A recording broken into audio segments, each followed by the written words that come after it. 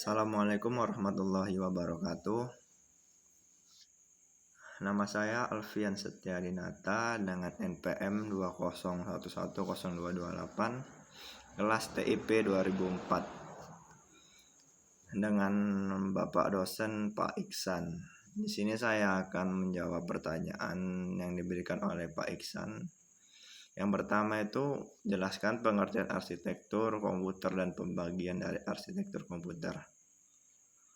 Untuk pengertian arsitektur komputer merupakan konsep perencanaan dan juga struktur pengoperasian dasar dari suatu sistem komputer. Untuk pembagian dari arsitektur komputer, yang pertama itu unit kendali atau control unit.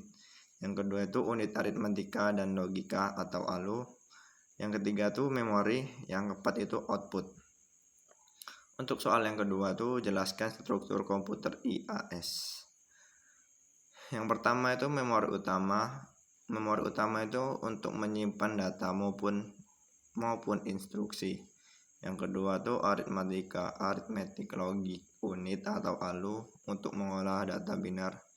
Yang ketiga itu control unit untuk melakukan interpretasi instruksi di dalam memori. Yang keempat itu I atau O untuk berinteraksi dengan lingkungan luar. Untuk soal yang ketiga, jelaskan struktur bus PDP 8. Pada bus PDP 8 sangat berbeda dengan IBM, terutama bagian sistem bus. Pada komputer ini menggunakan omnibus system. Sistem ini terdiri 96 buah lintasan sinyal yang terpisah, digunakan untuk membawa sinyal kontrol, alamat maupun data. Untuk soal yang keempat, jelaskan tentang spesifikasi memori dan tentang pin sinyal kemasan memori. Untuk spesifikasi memorinya, yang pertama itu memori RAM. Yang pertama itu harus dipasang berpasang-pasangan 1 nodes atau alur pada kaki RAM, digunakan pada komputer lama atau 90-an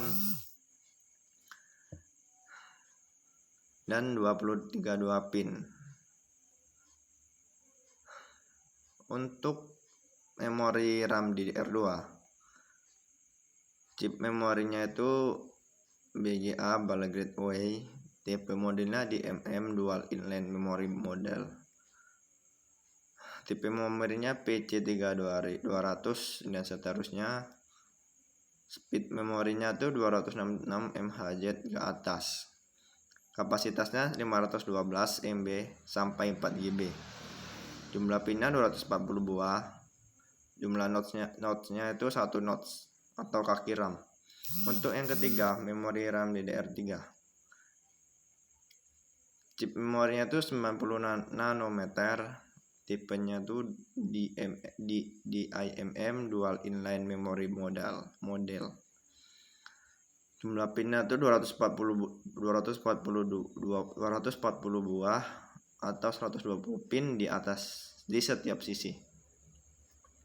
Untuk pin sinyal kemasan memorinya itu terdiri dari 32 pin yang merupakan salah satu ukuran kemasan keping standar. Pin tersebut mendukung saluran sinyal sebagai berikut. Yang pertama itu alamat Word yang sedang diakses. Yang kedua itu data yang akan dibaca terdiri dari 8 saluran. Yang ketiga catu daya keping adalah VCC. Yang keempat itu pin grounding VSS. Yang kelima itu pin chip enable. Yang keenam itu tegangan program VPP. Untuk soal yang kelima, jelaskan tentang organisasi cache memory.